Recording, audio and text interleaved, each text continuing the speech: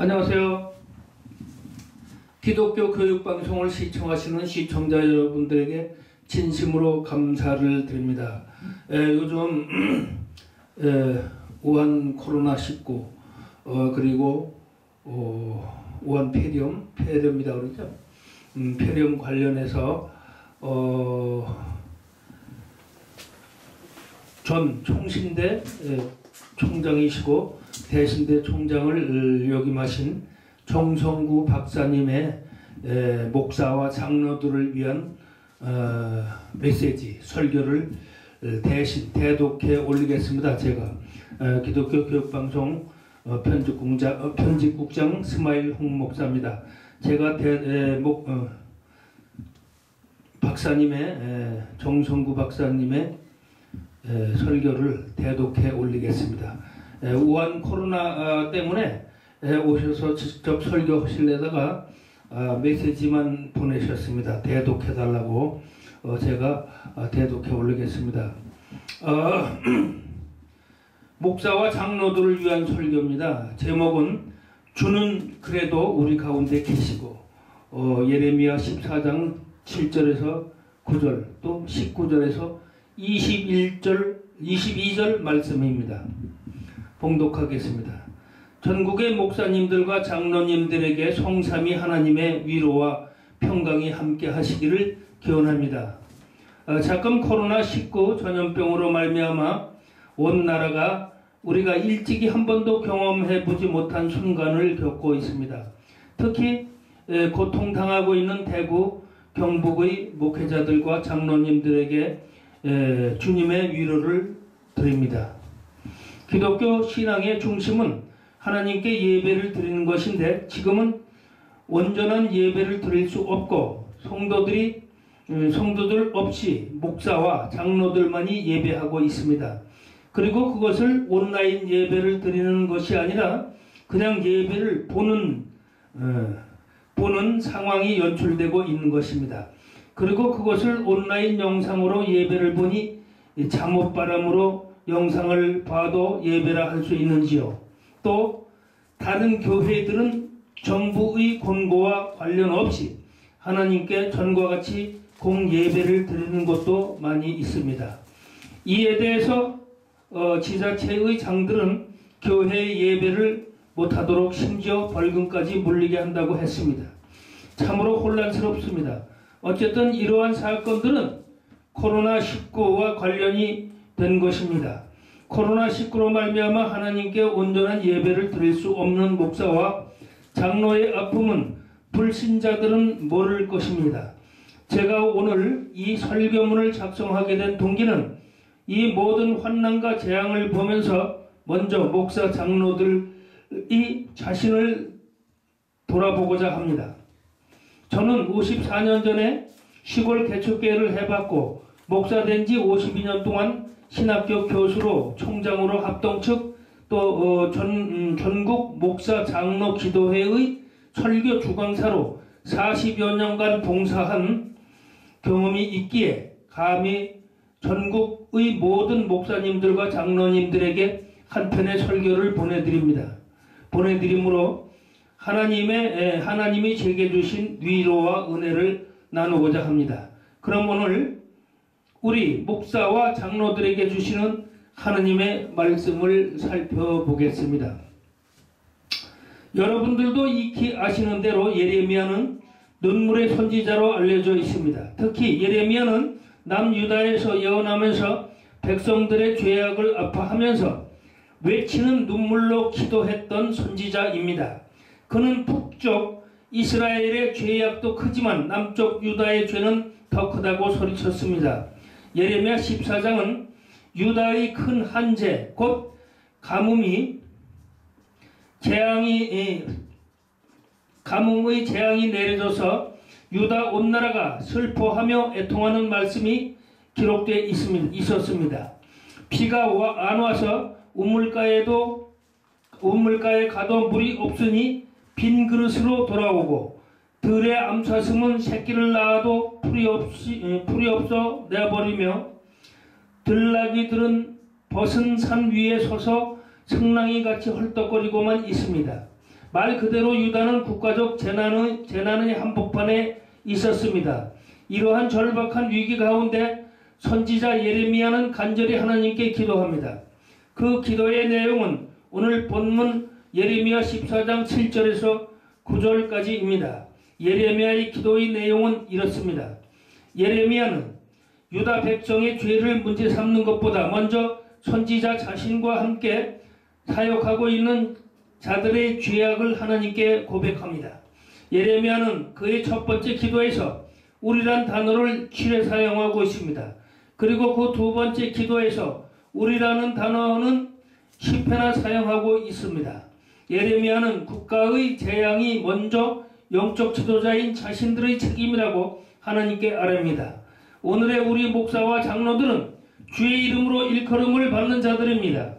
국가와 교회의 환난과 고통의 시간에 목사와 장로들이 하나님께 구체적으로 무슨 죄악이 있는지 살피는 것이 먼저인 줄 압니다. 그래서 예레미야 선지자는 구체적으로 죄악의 내용을 말합니다. 즉 우리의 죄악, 또 우리의 타락, 주께 범죄라는 단어를 쓰고 있습니다. 국가의 재난에 대한 선지자 예레미야의 인식은 옳았습니다.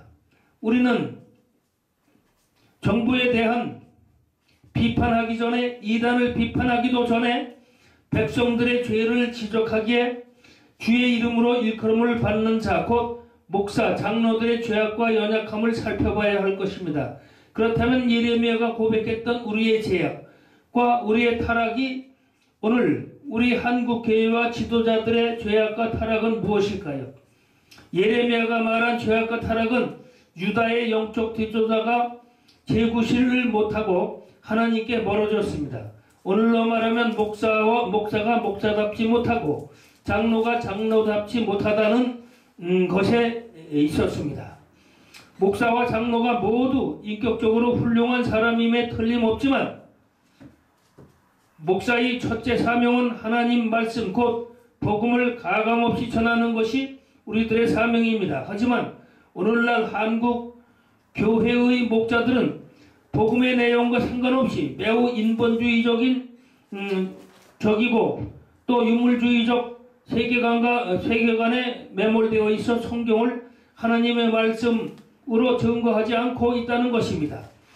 그 배후에는 교회의 성장을 위해서라면 무슨 수를 쓰더라도 수단과 방법을 가르치지 않고 숫자 늘리기에만 올인하는 것입니다. 이것은 하나님 앞에 개혁자들이 외쳤던 정신에도 맞지 않고 오직 성경의 사상과도 거리가 먼 것입니다. 목사님들은 윤리적으로 도덕적으로 문제될 것이 없습니다. 하지만 로이슨 존슨 목사의 말처럼 설교자가 아니고 강단꾼이 되어버린 것입니다.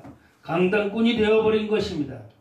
목사가 강단을 사용하여 자기가 하고 싶은 말을 마음껏 하는 것입니다. 이것이 바로 목사의 타락이요 목사의 죄악입니다. 즉 부끄럽게도 오늘의 목사들은 진실하게 인간의 전적 타락과 그리스도 안의 구속과 하나님의 거저주시는 은총의 복음을 증거하지 않고 있는 것입니다. 또한 주의 이름으로 일컬음을 받는 장로들도 문제입니다. 장로님들은 삶의 현장에 최전선에 있습니다. 하지만 주일에만 훌륭한 장로일 뿐이고 평일에는 성경과 예수 그리스도와 아무 상관이 없는 삶을 살고 있습니다. 그것이 곧 죄악입니다. 그러므로 목사와 장로들은 하나님의 주권이 주일날 교회당 안에서만 역사하는 것이 아니라 회사, 학교, 정부 등의 삶의 모든 영역에서 하나님이 함께 하신다는 것을 결코 잊어서는 아니 될 것입니다. 제가 48년 전에 화란에서 공부할 때 칼빈주의 사상의 대가인 도에베르트 박사를 방문했습니다. 제가 박사님의 사상 근거가 무엇입니까? 라고 묻자 그는 시편 119편 105절 말씀, 주의 말씀은 내 발등이요 내 길에 비치니이다. 다시 한번 읽으면 주의 말씀은 내 발등이요 내 길의 빛이니이다라는 말씀을 하면서 자신은 이 말씀 위에 신학, 철학, 정치, 경제, 사회, 문화, 예술, 교육 등 모든 삶의 영역이 하나님의 말씀을 표준으로 살아가도록 하는 것이다라는 대답을 해 주었습니다. 장로가 무슨 윤리적으로 도덕적으로 문제가 될 것은 없습니다만 교회에서만 훌륭한 장로이고 세상에서는 불신자처럼 사는 것은 죄악이요 타락인 것이 분명합니다. 오늘 한국교회 성도들은 열심도 있고 가슴도 뜨겁고 찬양도 잘하지만 언제나 이 세상에서는 하나님 없이 사는 이원론적 세계관이 큰 문제인 것입니다. 그러니 성도들은 세상의 소금도 못 되고 빛도 못 되고 오히려 세상의 비난거리가 되고 있는 것입니다. 다시 본문으로 돌아가 보겠습니다. 선지자 예레미야는 그의 기도의 끝에 여호와여 주는 그래도 우리 가운데 계시고 우리를 버리지 마시옵소서라고 간곡히 하나님께 부르짖고 있습니다. 그럼에도 불구하고 하나님은 본문 10절, 18절에서 선지자 예레미야의 기도를 듣지 않고 있습니다. 오히려 하나님은 선지자에게 너는 이 백성을 위하여 복을 구하지 말라. 또 칼과 기근과 전염병으로 내가 그들을 멸하리라. 12절. 또 선지자들이 내 이름으로 거짓 예언을 하는도다. 14절. 내가 보내지 아니하였어도 내 이름으로 예언하고 이르기를 칼과 기근이 이 땅에 이르지 아니하리라. 15절라고 했습니다. 하나님은 구원의 하나님이시지만 동시에 공의의 하나님이시여 심판의 하나님이 되십니다. 오늘의 한국교회 강단은 하나님의 사랑과 축복만을 말할 뿐이고 하나님의 공의와 하나님의 심판에 대해서는 아예 침묵을 하고 있습니다. 말하자면 하나님 앞에서 우리들의 죄악을 책망하지 않고 늘 똑같은 맷밭돌이로 적극적이고 긍정적인 마음을 가지면 이 세상에서 행복해지고 복받을 것이라고 가르치고 있습니다. 성경은 그것을 거짓 예언이라고 합니다. 선지자 예레미야는 하나님의 이런 음성을 들을 때 그는 낙심하지 않고 다시 한번 하나님께 기도합시다. 그러므로 우리도 한번 기도해보고 응답이 없다고 낙심하지 말고 그 응답이 이루어질 때까지 또 기도하고 다시 기도해야 될 줄 믿습니다. 우리의 영적인 상태가 참으로 부끄럽지만 그래도 하나님께 나아가 부르짖어야 합니다. 예레미야의 두 번째 기도는 본문 19절 22절입니다. 그의 두 번째 기도를 정리해보면 이렇습니다. 주께서 유다를 온전히 버리시나이까? 어찌하여 우리를 치시고 치료하지 아니하시나이까? 19절. 예레미야는 선지자이지만 오히려 제사장적 기도로 우리를 치료해달라고 부르짖고 있습니다.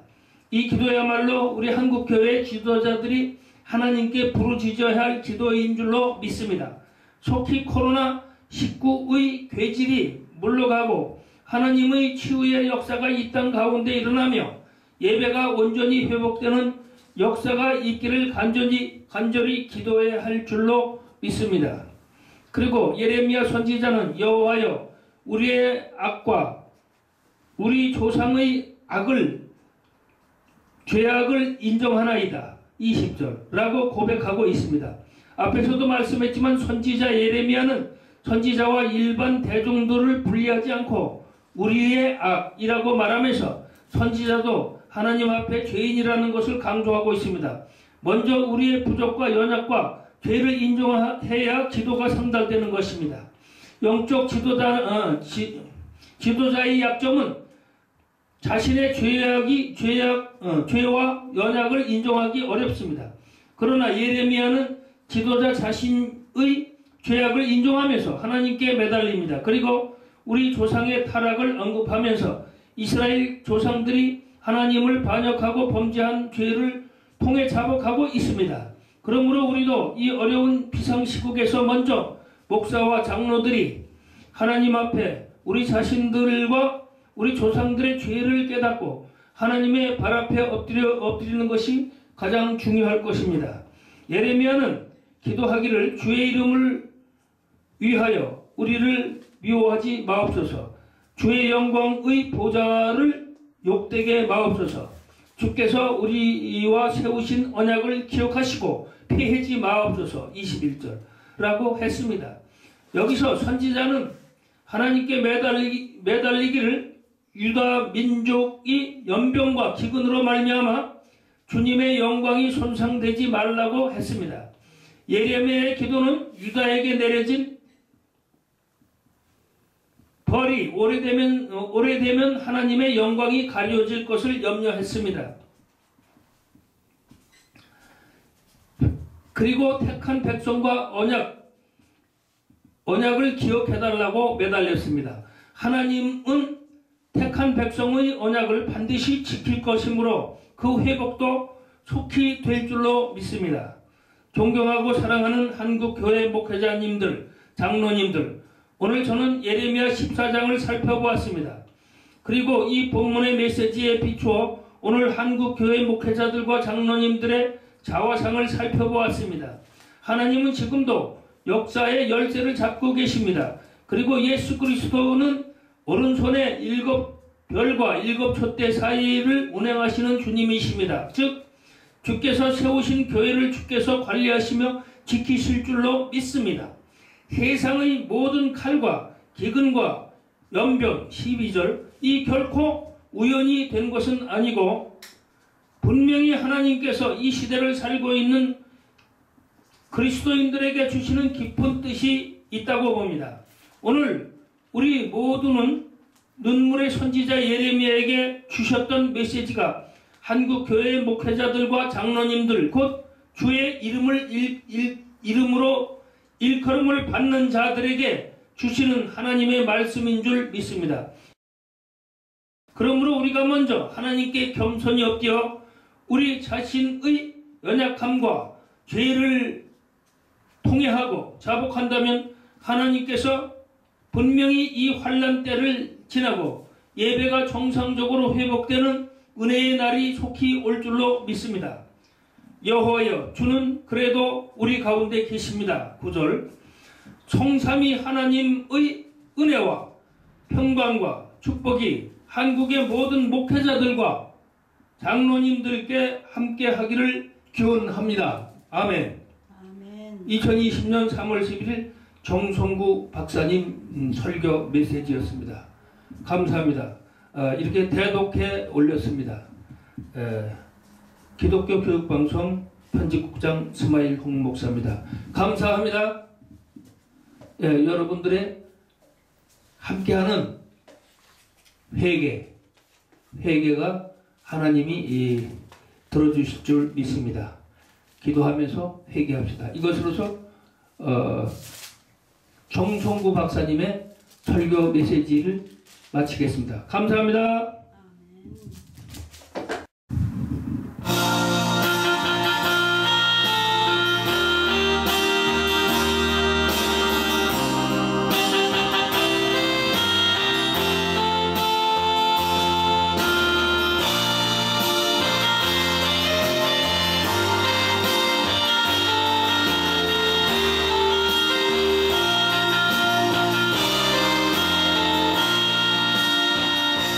마음속에 어려움이 있을 때 마음속에 어려움이 있을 때 마음속에 어려움이 있을 때 주님 내게 먼저 오사 내 마음을 만지고 주님 앞에 나올 수 없을 때 주님 앞에 나올 수 없을 때 주님 앞에 나올 수 없을 때 주님 나를 먼저 안으시네. 그럼에도 불구하고 날 사랑하시는 내 하나님의 사랑 나의 모든 걸 덮고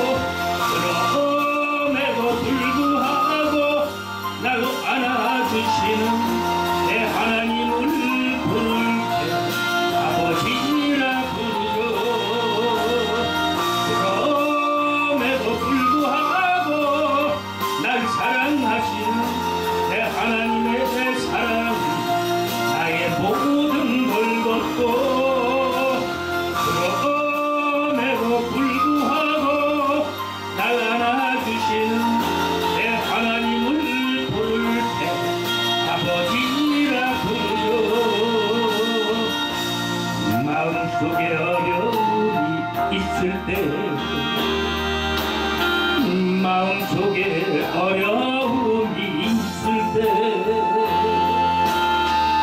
마음 속에 어려움이 있을 때 주님 내게 먼저 오사 내 마음을 만지고 주님